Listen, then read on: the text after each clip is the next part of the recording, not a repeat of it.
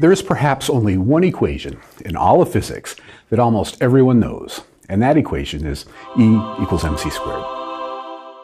When you get down to it, it's actually pretty amazing that this particular equation is so well known. After all, it makes a pretty weird assertion, which is that energy is the same as matter. I mean, that's what the equal sign says. So given that the equation is so familiar, it's probably worth asking the question, is it right?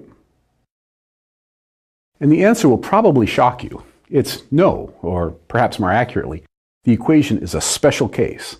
In order to use it properly, you need to know more. Now, I don't want my email inbox to explode because I said that E equals mc² is wrong. And you shouldn't think that I'm saying something controversial here. Anyone who has mastered special relativity will agree. The problem is not with the theory, but rather simply how the well-understood theory of relativity is portrayed in popular culture. So, if E equals mc² is wrong, what's right?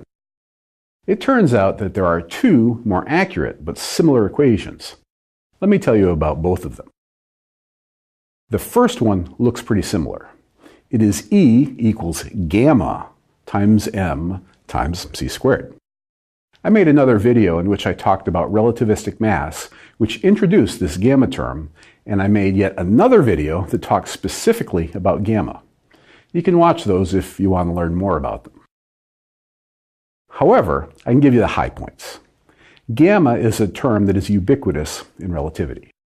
It is defined as 1 over the square root of the quantity 1 minus v² divided by c². V is an object's velocity relative to u, and c is the speed of light. If v is 0, then gamma is just 1. So that's your first insight. E equals mc² is only correct if an object isn't moving with respect to you. And as an object's velocity increases towards c, gamma gets higher and higher, and the energy of the object increases. Note that the mass doesn't increase, but the energy does. This is a particularly important point to realize, because I don't know how many times people tell me that since energy and mass are the same, then a highly energetic object is also a massive one. At least not in the way that most of these people mean. It's just not true. So get that misconception out of your head. There's another aspect of this equation that people get at least kinda sorta wrong. If you keep the energy constant, but reduce the mass of the object, then the gamma must increase. And if you take the mass all the way down to 0, then the velocity must become the speed of light, since gamma must become infinite. This is because you start getting into mathematical tricks where infinity times 0 equals a constant. So that kind of works in calculus, but invoking infinities in physics is usually a very bad idea. Thus, this equation doesn't really apply for photons, which are massless particles of light. Indeed, and this is an important point, this equation only applies for particles with mass and for speeds below the speed of light. Now, there is another equation that applies universally for both particles with and without mass, and that equation is here. It is E² equals P times C, all squared, plus mc², again, all squared. The meaning of the symbols is E is energy, m is mass, what some people call the rest mass, but is really the only value for mass. C is the speed of light, and P is the momentum, which is a measure of the motion of a particle. Let's see what happens in the case of a particle not moving, which means setting the momentum to 0. Voila! You get the familiar equation E equals mc². Now, let's set the mass of a particle to 0, which, of course, describes a photon.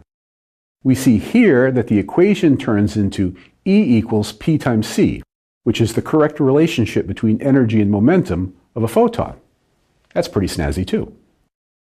Further, this equation demonstrates precisely why using the E equals mc² equation for photons is just simply silly. If you do that, small children will laugh at you. So don't do that.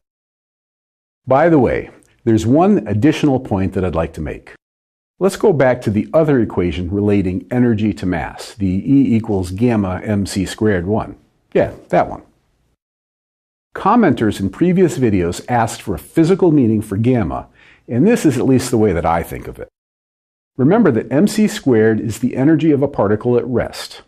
In contrast, E is its energy while it's moving. Thus, gamma is simply the ratio of the total energy of a particle to its energy when it isn't moving.